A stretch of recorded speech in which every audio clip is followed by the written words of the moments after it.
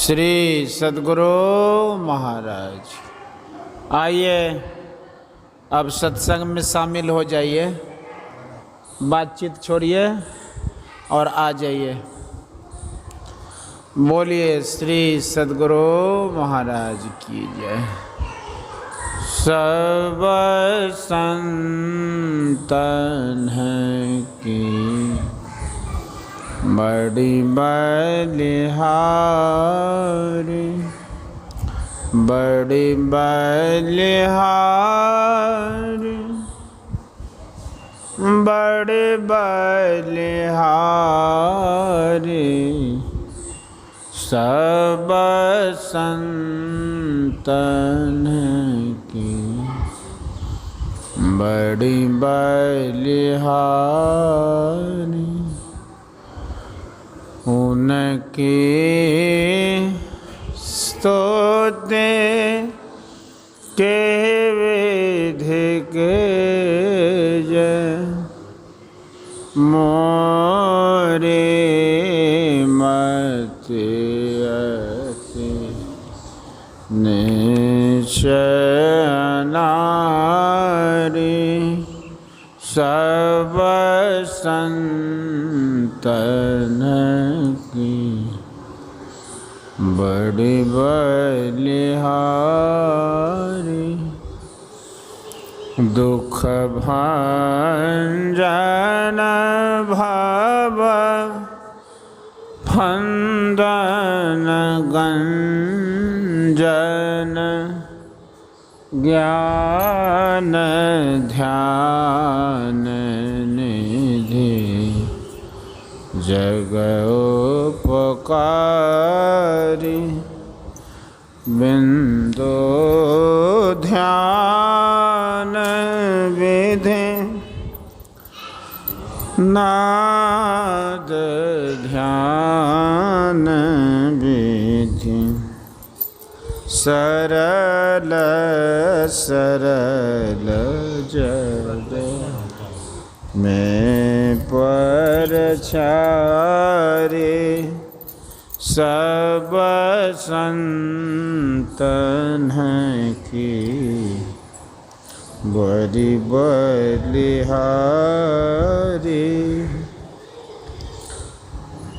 धनी ऋषि संतान, धन्य बुद्ध जी, शंकर रामानंद, धन्य अघारी, धन्य है साहब संत कबीर जी,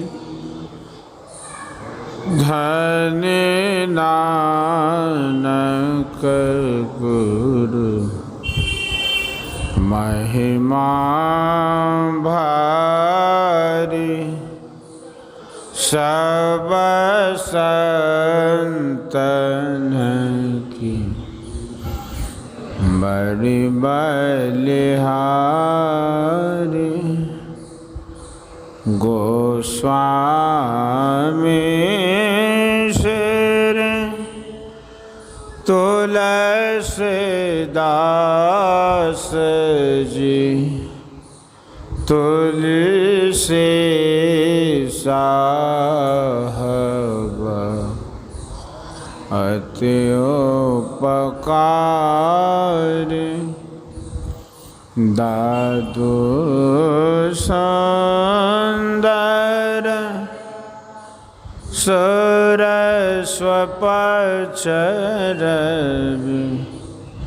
जग जीवन पर तो भयहारी, सब संतन की बड़ी बलिहारी। सतगुरुदेव अरुजे भय हैं होंगे सब चर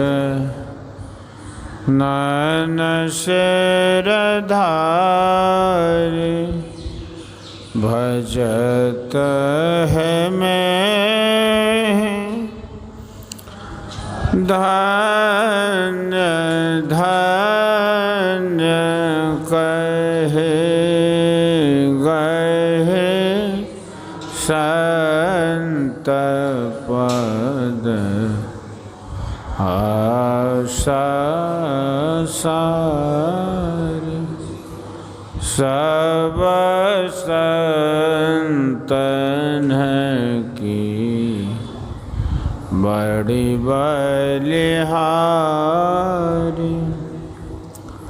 प्रेम भक्ति गुरु दीजिए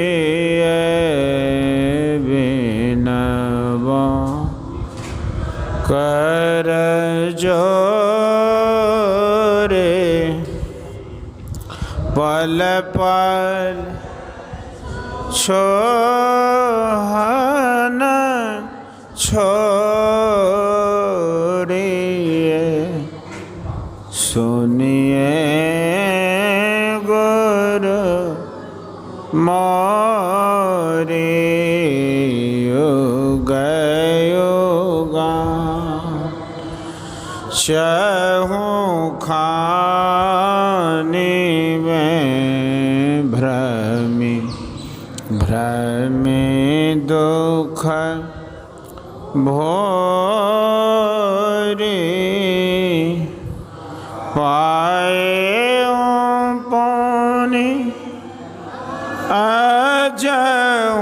अजहूँ नहीं रहूँ इन्हते दूरे पल पल माया रम कभी लगन होता भक्ति भेद मिसरा रहे दुख सही सही रोता गुरु दया लदया करी दिए भेद बताई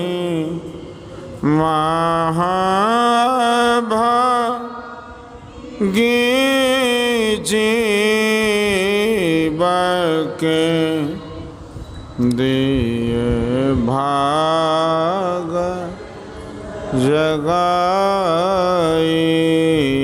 पर निजबा कछु नाही है जेहि बने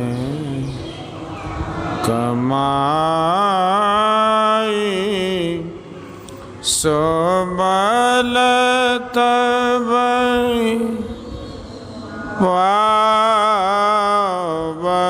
पावऊं गुरु हो सहाय दृष्टि टेकै श्रुति धुन राम अस करो गुरुदया भजन में मन ऐसो रम जसरा सो माया जोत जग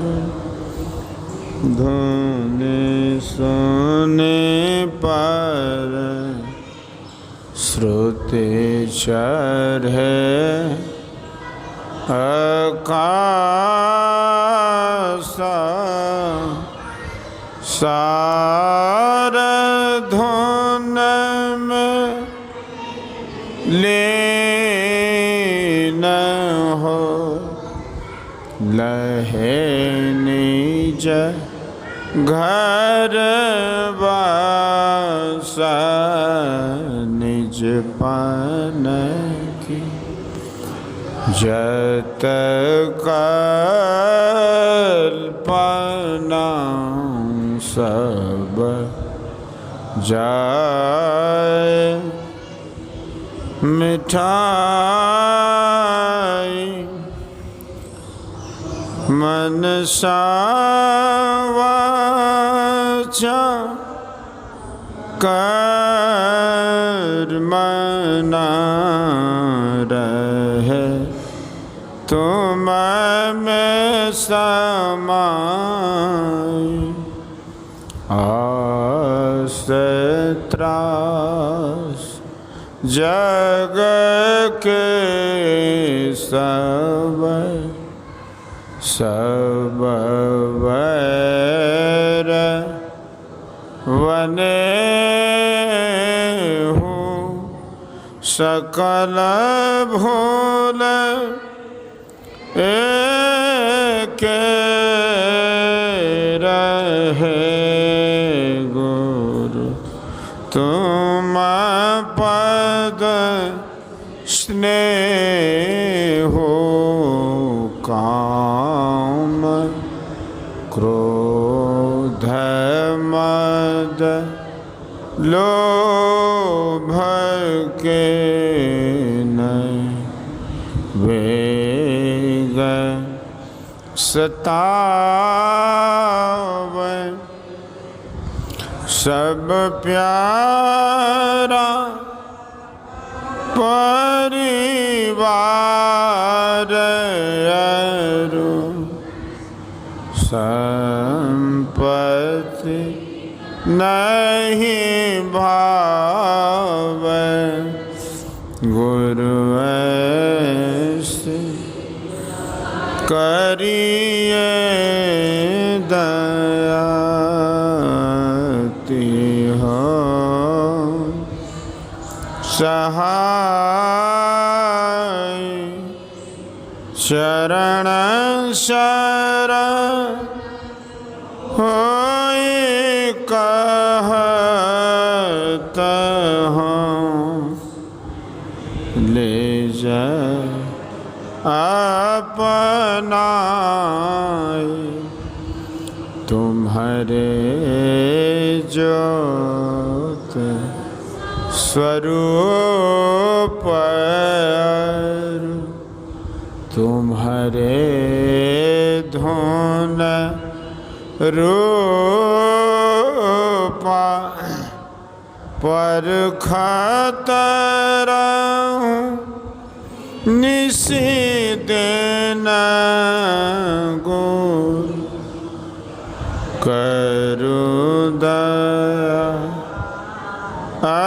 अनुपा। श्री सद्गुरु महाराज की। हम लोग थोड़ी देर ध्यानाभ्यास करें। जय गुरु महाराज।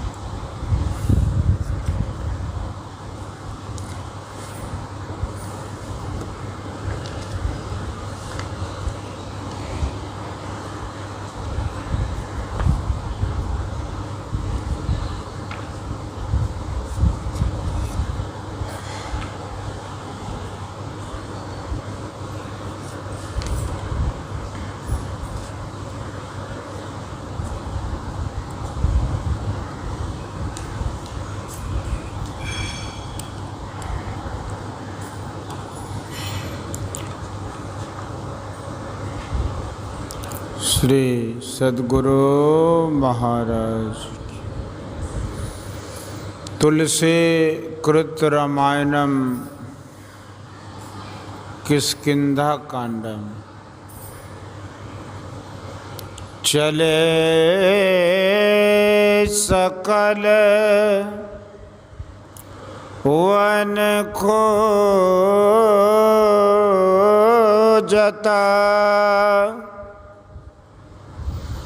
सरिता सरगिरि खोह। राम काज लवली न मना, बिसरा तनु कर छोह।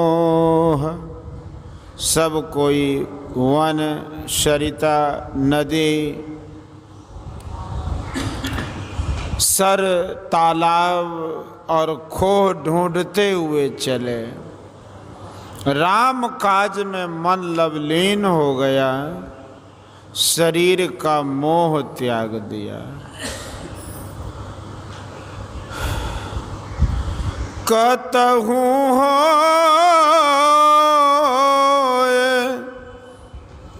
निश्चर सन भेटा, प्राण लेहित ही एक चपेटा।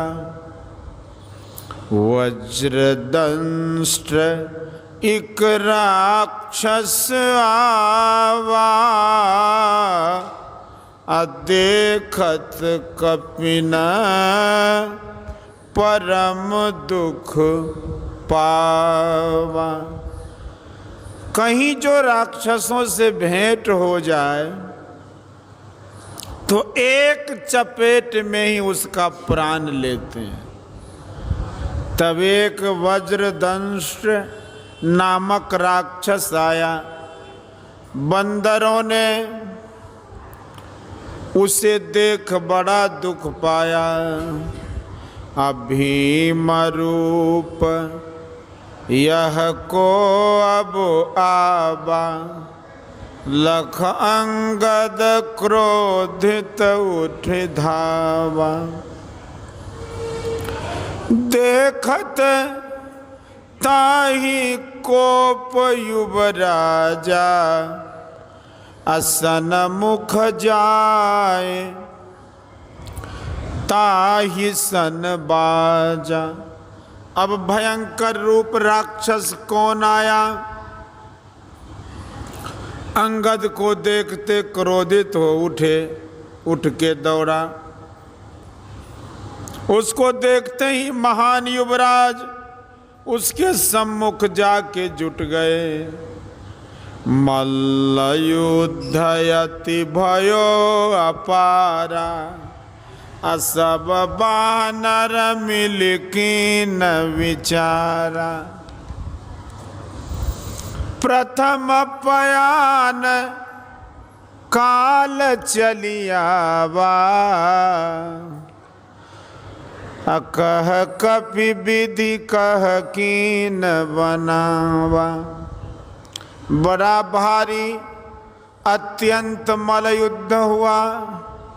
तब वानर मिलके विचार करने लगे कि पहले ही प्रस्थान में काल चलाया। कपियों ने कहा यह विधाता ने क्या किया। बाली सुवन तब हृदय विचारा,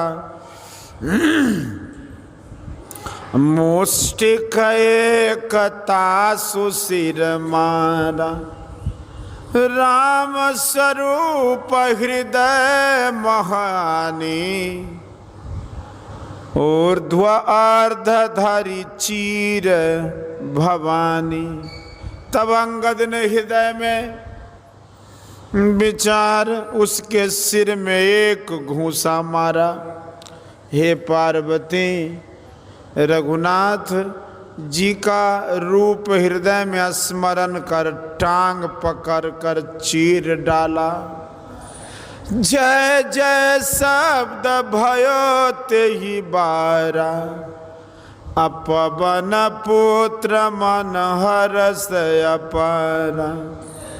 20 कोटि संग से न सुहाई, अचले सकल जय कहीं रघुराई। उस समय सबने जय जयकार किया। महावीर जी मन में बहुत प्रसन्न हुए। संग में 20 करोड़ सुंदर सेना रघुनाथ जी की जय पुकारती बढ़ती हुई चली जाती थी। बहु प्रकार गिरि कानन हे रही, बहु प्रकार गिरि कानन हे रही। अको मुनि मिलहि ताहि सब घेरही, लागी तृषा अतिशय अकुलाने। अमिले न जल घन गहन भुलाने। बहुत प्रकार से वन पर्वत ढूंढे, जो कोई मुनि मिले तो उसे सब घेर कर पूछे। एक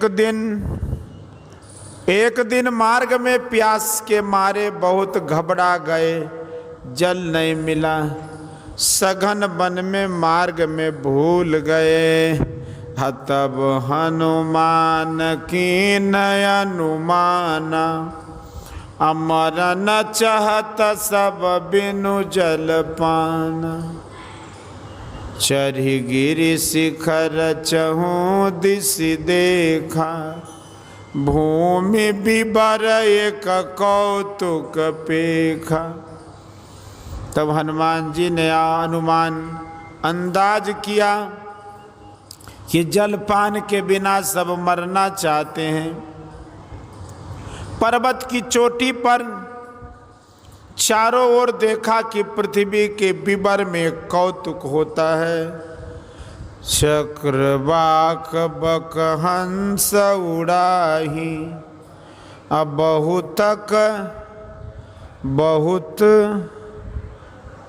बहुत खग प्रविशहि ते ही माही।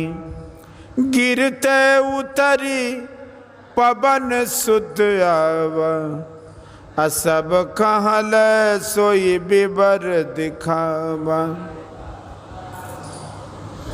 चकवा चकवी बगले और हंस उड़ते हैं, बहुत से पक्षी प्रवेश करते हैं।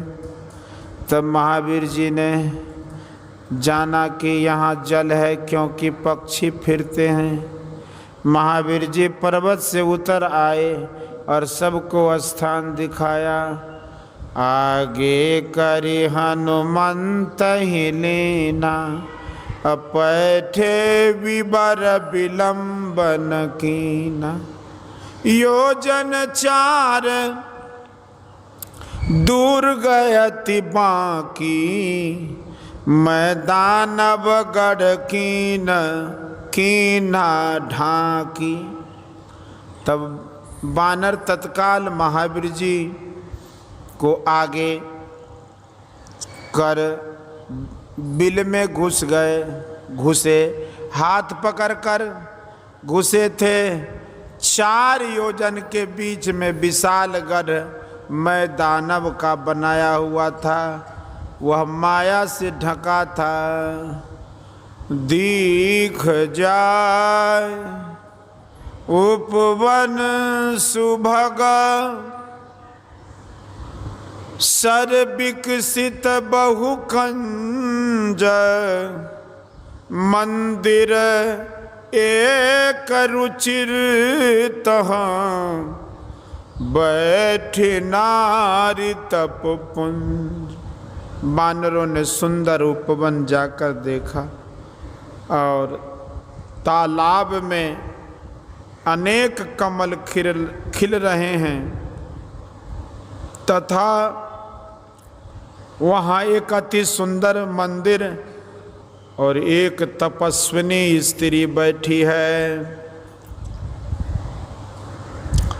दूर हित तेहि सब सिर नावा,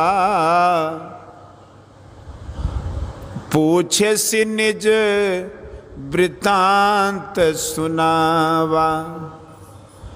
तब तेहि कहा करहु जल पाना, अखाहु सुरस सुंदर फल नाना। सबने उसे दूर से सिर नवाया, पूछने से अपना वृतांत सुनाया कि जिस प्रकार से आए थे। तब उसने कहा कि जलपान कर, अनेक तरह के सुंदर स्वाद वाले फल खाइए, प्रथम शर्म मिटाओ। मज्जन की न मधुर फल खाए, तासु निकट पुनि सब चली आए। तेई सब आपनी कथा सुनाई, मैं अब जाब जहाँ रघुराई। बानरों ने स्नान करके मीठे फल खाए, फिर उसने उसके निकट आकर बैठे। फिर उसने अपनी सब कथा सुनाकर यह बात कही कि मैं अब जहाँ रघुनाथ जी हैं वहाँ जाऊंगी। स्वयं प्रभा मेरा नाम है, गंधर्व कन्या हूँ, हेमा अप्सरा की सखी हूँ। मैं दानव ने उसे यहाँ छिपा रखा था, सो उसे इंद्र ले गया, मैं यहाँ रह गई। देवांगना सुना मोह हमारो, एक समय तप करत विचारो। ब्रह्मा से मांगे वो वरदाना, दर्शन मैं पाऊं भगवान। मेरा नाम देवांगना है। एक समय तपस्या करने का विचार किया, ब्रह्मा से यह वरदान मांगा कि मुझे भगवान का दर्शन मिले। ब्रह्मा कहियो रहियो यही थाना, आबहि यहाँ कीस बलवाना। 300 राम खबर तुम पाई, दर्शन पाओ होगी रघुराई। ब्रह्मा जी बोले तुम इस स्थान में ठहरो, यहाँ बड़े बलवान बानर आवेंगे, उनसे तुम रामचंद्र जी की खबर पाकर रघुनाथ जी के दर्शन पाओगी। सो वह सत्य भई अब बानी, जाऊं दरस हित सारंग पानी। मुदहु नयन बिबर तज जाहू, पैहु सीतहि जन पछताहू। सो वह बात अब सत्य हुई। मैं रघुनाथ जी के दर्शन निमित्त जाती हूँ। अब तुम सब अपनी आंखें मीच लो तो इस बिबर से निकल जाओगे, जानकी मिलेंगी, घबराओ मत। नयन मोद तब देखहि बीरा, 18 सकल सिंधु के तीरा। सो पुनि गई जहाँ रघुनाथा, जाई कमल पद नायसी माथा। तब वे वीर आंखें मीचने के उपरांत देखने लगे तो समुद्र के किनारे खड़े हैं। फिर वह जहाँ रघुनाथ जी थे वहाँ गईं और जाकर पद कमल में माथा नवाया। नाना भांति विनय तेहि कीन्ही, अनपायनी भक्ति प्रभु दीन्ही। उसने अनेक प्रकार से विनय की। रघुनाथ जी ने अपन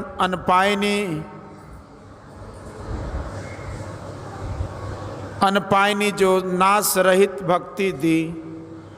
बदरी बन कहाँ सो गई, प्रभु आज्ञा धरी शीस, उर धरि राम चरण युग,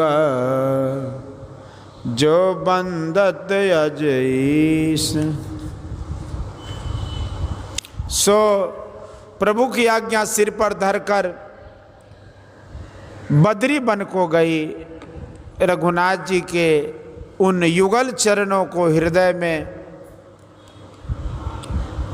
धारण किए, जिनकी ब्रह्मा और शिव वंदना करते हैं।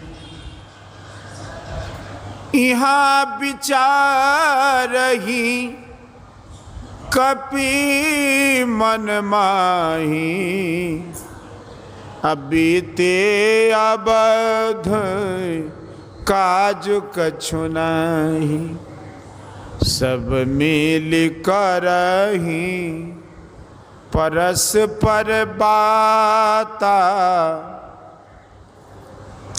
अबिनु सुधि लिए करब का भ्राता। यहाँ अंगद आदि बानर मन में विचार करने लगे कि महीने की अवधि बीत गई और काज कुछ हुआ नहीं, अब क्या करें। सब कोई मिलकर परस्पर बातें करने लगे, भाई बिना सुधि लिए हम क्या करेंगे।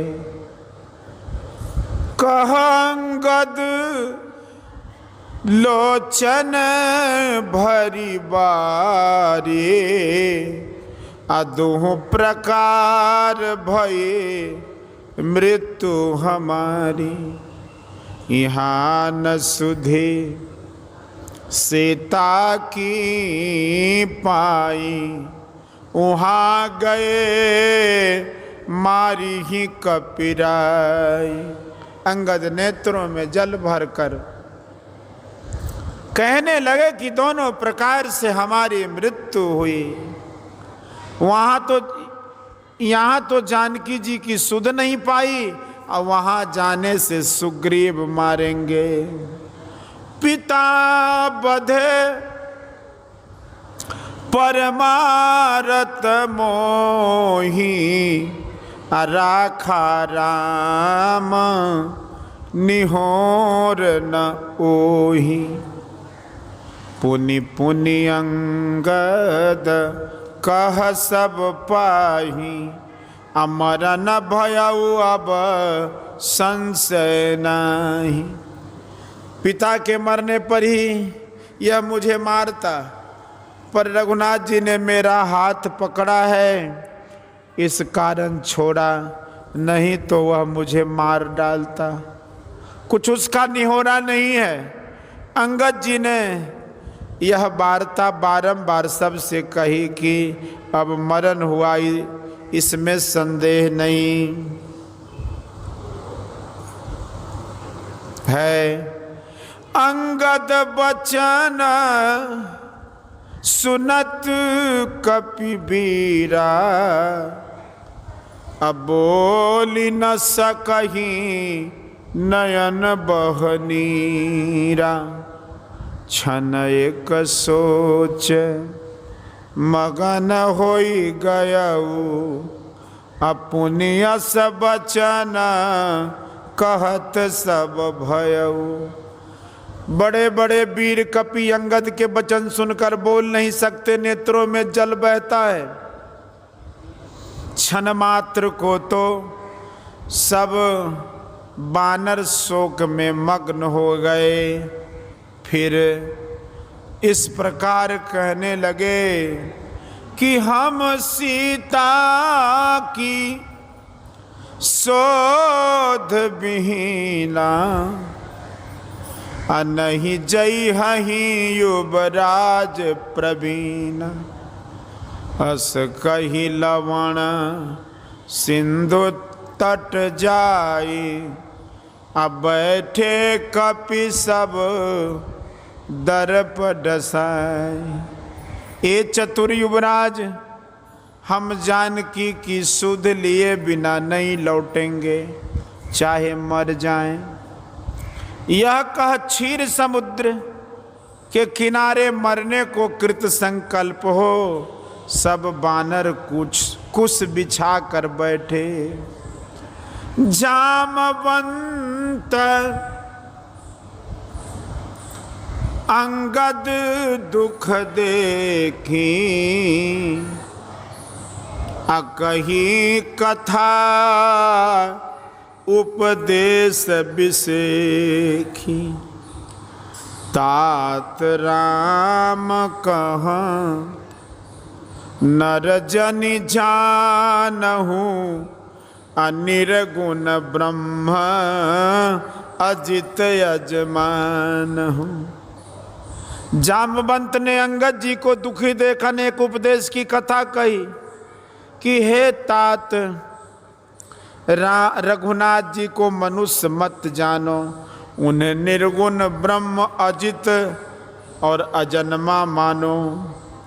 हम सब सेवक अति बड़ भागे, असंतत सगुण ब्रह्म अनुरागी। हम सब सेवक अति बड़भागी हैं, निरंतर सगुण ब्रह्म की आराधना करते हैं। निज इच्छा अब तरऊ प्रभु,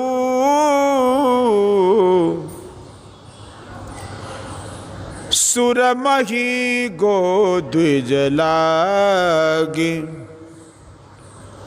सगुन उपासक संगत रही मोक्ष सुख त्याग। ये प्रभु देवता गौ ब्राह्मण पृथ्वी की रक्षा करने के निमित्त अपनी इच्छा से अवतार लेते हैं। जो सगुण ब्रह्म के उपासक हैं वे अर्थ धर्म काम और मोक्ष पद सबके त्यागी हो संग रहते हैं।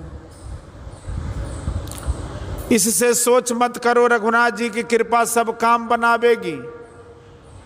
यही विधि कहता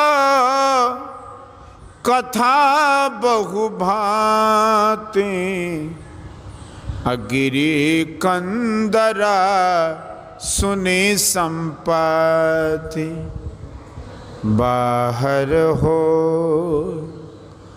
देख सबकी सा, मोहि आहार दीन जगदीसा। इस भांति अनेक कथा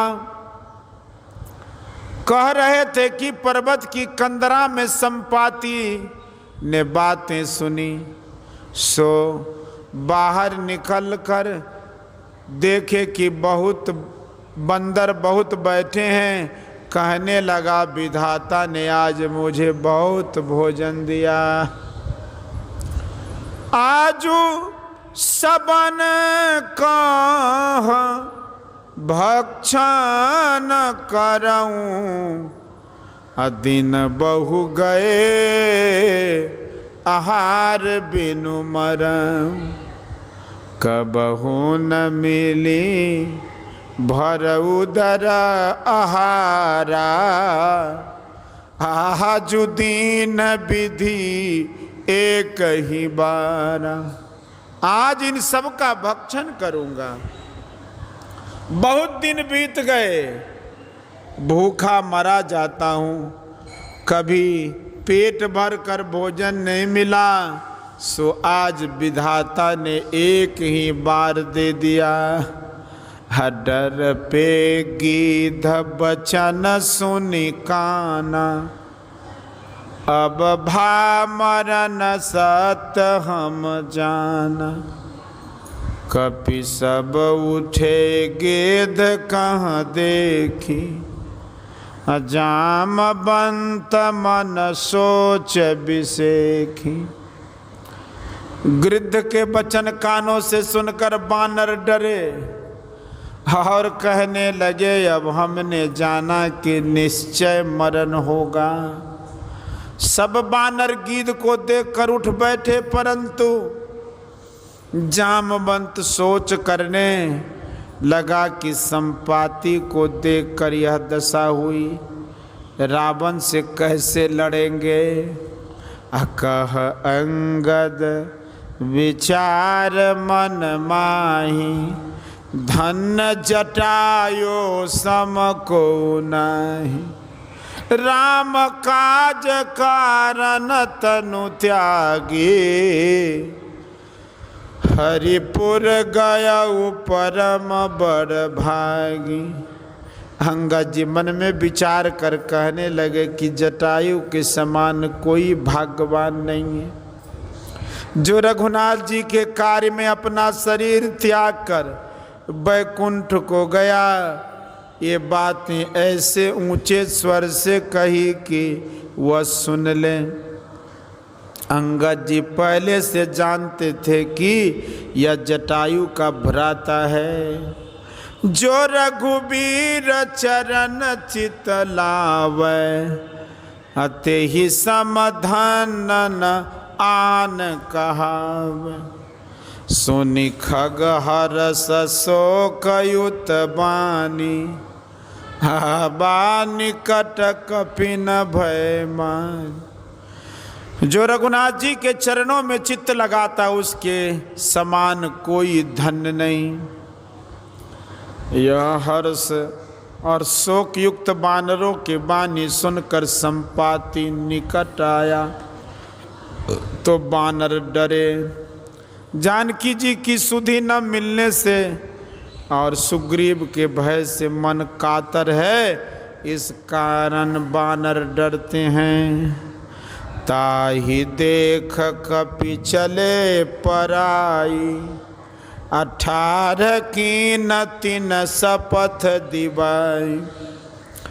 तिनहि अभय करि पूछे उजाई, अकथा सकल तिन ताहि सुनाई। जब उसे देखकर बानर भागने लगे तब उसने सौगंध दिलाकर खड़े किए, उन्हें अभय दान देकर कहा कि तुम मत डरो, तुम मत डरो, मैं रघुनाथ जी का सेवक हूँ। तुम कौन हो, अपनी कथा कहो। तब उन्होंने जटायु के मरने का और सीता की सुध के निमित्त आने का अपना सब भेद कहा। हसुनि संपाति बंधु के करनी, रघुपति महिमा बहु विधि बरनी। तब संपाति ने भाई की करनी सुनकर बहुत प्रकार रघुनाथ जी की महिमा वर्णन की।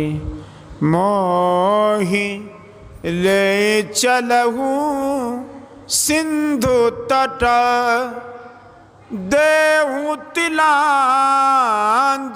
जाता ही।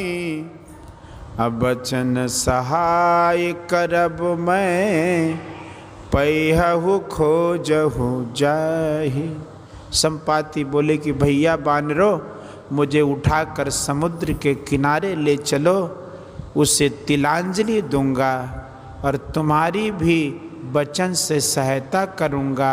जानकी तुम्हें मिलेंगी, ढूंढने के लिए जाओ। बोलिए श्री सद्गुरु महाराज की जय।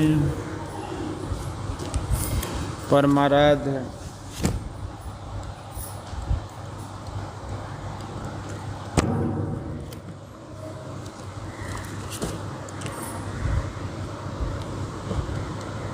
सद्गुरु महाराज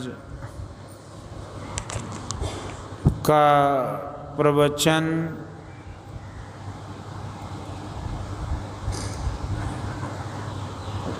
महर्षि में ही सत्संग सुधा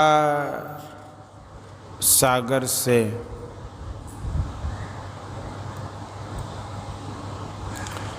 ईश्वर भक्ति की युक्ति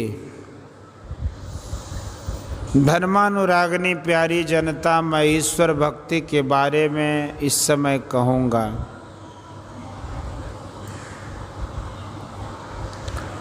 और यही एक विषय है जिस पर मैं बराबर कहता हूँ। संसार में लोग सुख पाने के लिए चाहते हैं, परंतु सांसारिक वस्तुओं से सुखी नहीं होते। यह प्रत्यक्ष है। यहाँ जो अल्प सुख मालूम होता है, इससे तृप्ति नहीं होती। जिस सुख से तृप्ति होती है वह अलौकिक है, और वह सुख ईश्वर की प्राप्ति में है। सद्ग्रंथों से ऐसा ही विदित होता है। ईश्वर की भक्ति से सब दुखों का अंत हो जाता है, और किसी दूसरे उपाय से उसका अंत नहीं हो सकता। राका पति सोडस वहीं तारा गण समुदाय, सकल गिरिन दबलाइए बिनु रवि रात न जाए। ऐसे ही बिनु हरि भजन खगेसा, मिटहि न जीवन केरे कलेसा। पूर्णिमा के 16 चंद्रमा अथवा 16 कलाओं से युक्त चंद्रमा उगे, तारे गणों के सब झुंड भी उगे, सब पर्वतों में आग लगा दी जाए, परंतु बिना सूर्य के रात नहीं जाती। हे गरुड़ जी, इसी प्रकार बिना हरि भजन किए जीवों का क्लेश नहीं मिटता। ईश्वर भक्ति करने के लिए ईश्वर स्वरूप का ज्ञान होना चाहिए। स्वरूप निर्णय हुए बिना उसकी भक्ति कैसे की जाए विदित नहीं हो सकती। ईश्वर के लिए कोई उसे साकार कहते हैं, कोई निराकार कहते हैं, और कोई कहते हैं कि साकार निराकार दोनों हैं। सर्वव्यापी होने के कारण सब रूपों में वे रहते हैं, इसलिए वे सर्वरूपी हैं। अतएव रूप सहित साकार है।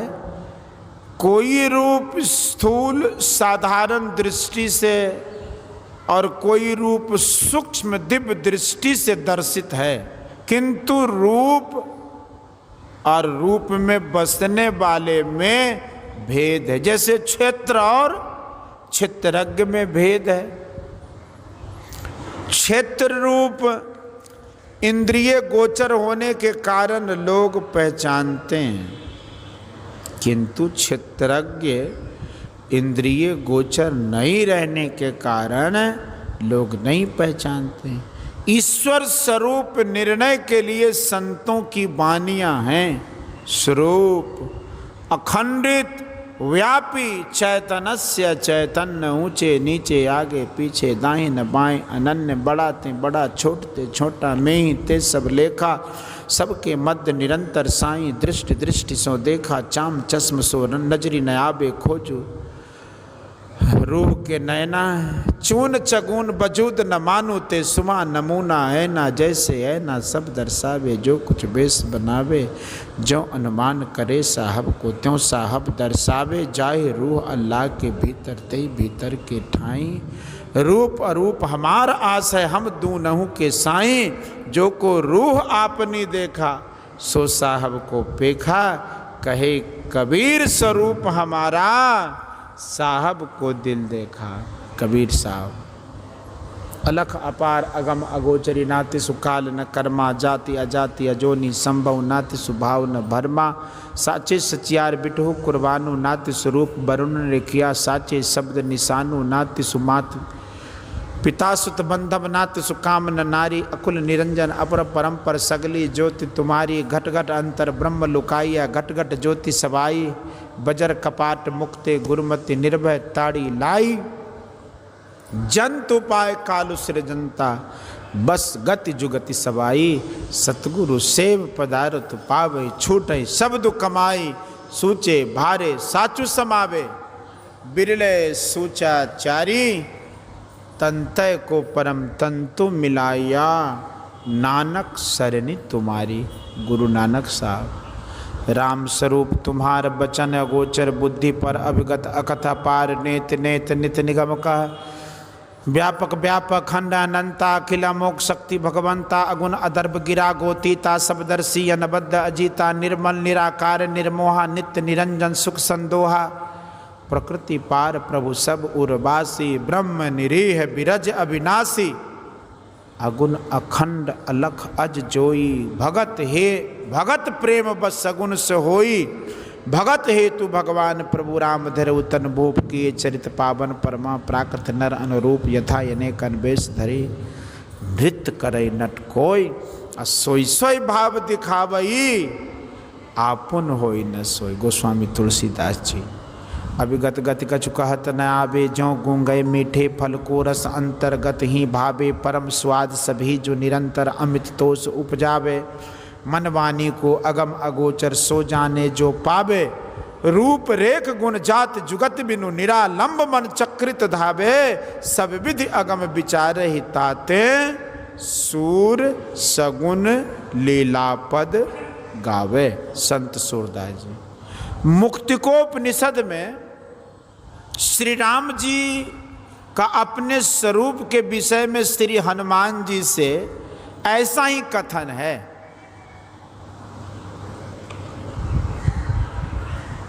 जो संतबानी से मिलता है जिसकी सीमा नहीं है ऐसा एक तत्व अवश्य है ऐसा बुद्धि को जंचता है सबको शांत शांत कहने से प्रश्न होगा कि जब सब शांतों के पार में क्या है। सारे शांतों के पार में अनंत कहे बिना प्रश्न हल नहीं होता। इसी अनंत को संतों ने परमात्म स्वरूप माना है। जो अनंत है वह सबसे विशेष जीना है। विशेष जीना होने के कारण वह सब में व्यापक है और सबसे बाहर भी है सब में सब ही ते न्यारा। जीव जंतु जल थल सब ही में सबद व्यापत बोलन हारा। कबीर साहब। इंद्रिय गोचर रूप को आंख से देखते हैं इसलिए ठाकुर बारी में चित्र रखते हैं दर्शन करते हैं। कितने को सगुन का दर्शन हुआ किंतु दर्शन होने पर जब उन देवों ने कहा यह करो और वह करो तब जानना चाहिए कि यदि रूप दर्शन से ही काम समाप्त हो जाता तब फिर और काम करने की आज्ञा श्री राम या श्री कृष्ण क्यों देते। श्री कृष्ण ने अर्जुन को दिव्य दृष्टि दी जिससे अर्जुन ने उनके दिव्य रूप का दर्शन किया। इंद्रियों से दर्शन होने योग्य रूप से दिव्य दर्शन श्रेष्ठ है किंतु इससे भी परे और कोई स्वरूप है जिसे दिव्य दृष्टि से भी नहीं देख सकेंगे आत्म दृष्टि से देख सकेंगे। जागृत की दृष्टि स्वप्न की दृष्टि मानस दृष्टि और दिव्य दृष्टि के बाद पांचवी दृष्टि वह है जहाँ स्थूल सूक्ष्म कारण महाकारण कोई जड़ शरीर नहीं रहता। अर्जुन को दिव्य दृष्टि मिलने पर भी वह देह के साथ था, मामूली दृष्टि नहीं रही, दिव्य दृष्टि हुई। भगवान के तेज के कारण से अर्जुन को भय हो रहा था। भगवान की कृपा से वह उस दर्शन को कर पाता था। सीता जी की खोज में श्री राम लक्ष्मण दोनों भाई जाते हैं, अगस्त्य मुनि के आश्रम में आते हैं। मुनि जी ने श्री राम से कहा कि शिव जी की उपासना करो, पाशुपत अस्त्र मिलेगा, तब रावण मारा जाएगा। श्री राम ने तप किया, शिव जी के विराट रूप का दर्शन हुआ, लक्ष्मण बेहोश हो गए और श्री राम ठेहुने के बल बैठ गए। शिव गीता पढ़िए, यह आपस की लीला उन लोगों ने की थी।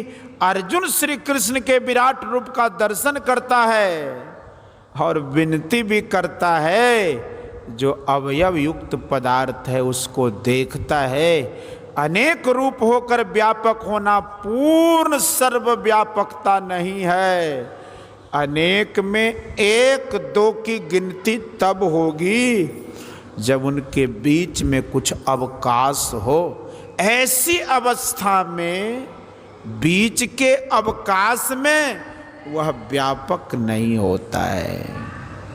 किंतु जो एक ही तत्व अत्यंत सघनता से ऐसा फैला हो कि एक दो की गिनती नहीं हो सकती, उसे दिव्य दृष्टि से भी नहीं देख सकते। चेतन आत्मा ही उसका दर्शन कर सकती है।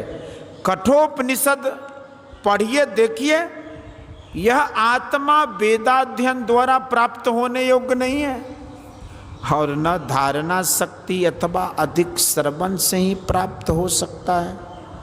यह साधक जिस आत्मा का वर्ण करता है उस आत्मा से ही यह प्राप्त किया जा सकता है। उसके प्रति यह आत्मा अपने स्वरूप को अभिव्यक्त कर देता है। नाय महात्मा प्रवचने न लभ्यो न मेधिया न बहुना श्रुते न यमे वैस वृणुते तेन लभ्यस तस्यैष आत्मा विवृणुते तन्नुम स्वाम।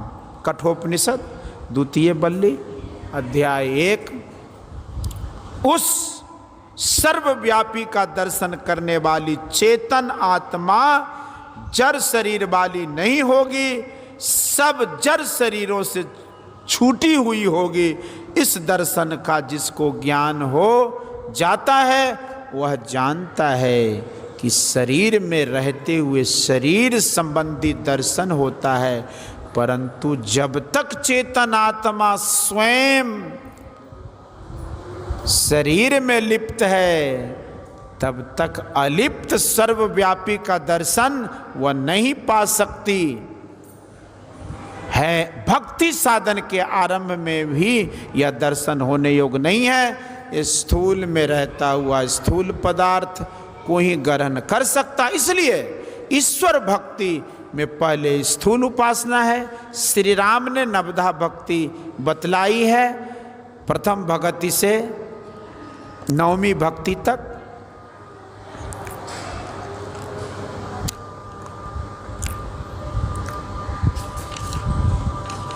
आगे दूसरे दिन फिर होगी। बोलिए श्री सद्गुरु महाराज की जय।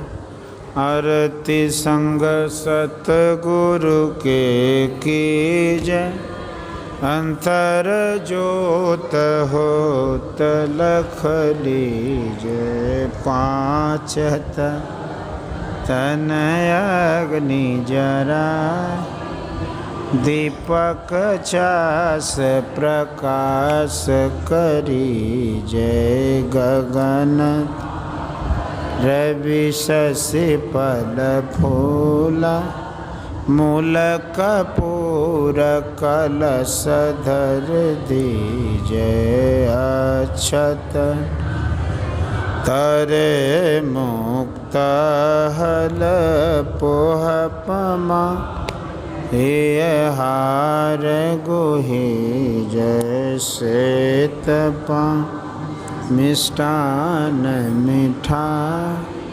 चंदन धूप दीप सब चीजें झनक झा मन में नमजी मधुर मधुर धुनि मृदंग सुने जय सर्व सुगंध चली आकाश मधुकर कमल के धुनि निर्मल ज्योत जरत घटमा देखत दृष्टि दोष सब छीन अधर धार अमृत बहिया सतमत द्वार अमर रस भीजे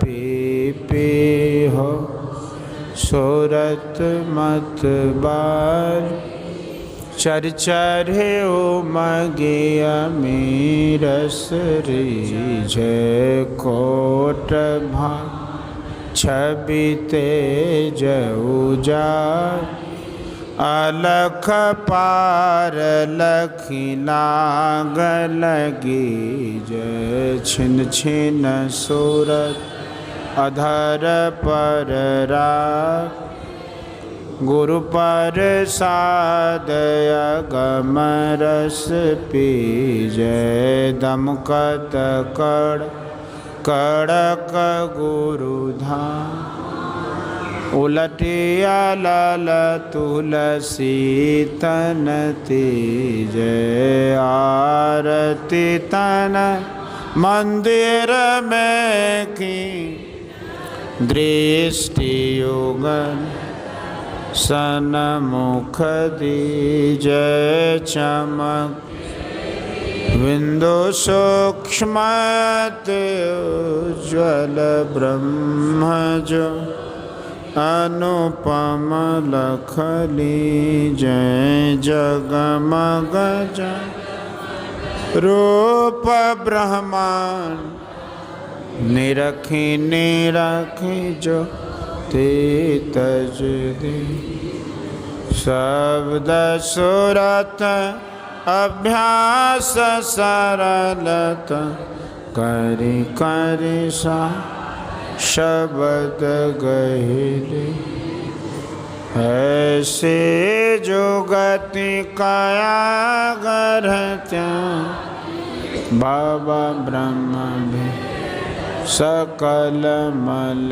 छी बाबा खंड आरती निर्मल करि में अमृत रस पी आरती तन मंदिर की दृष्टि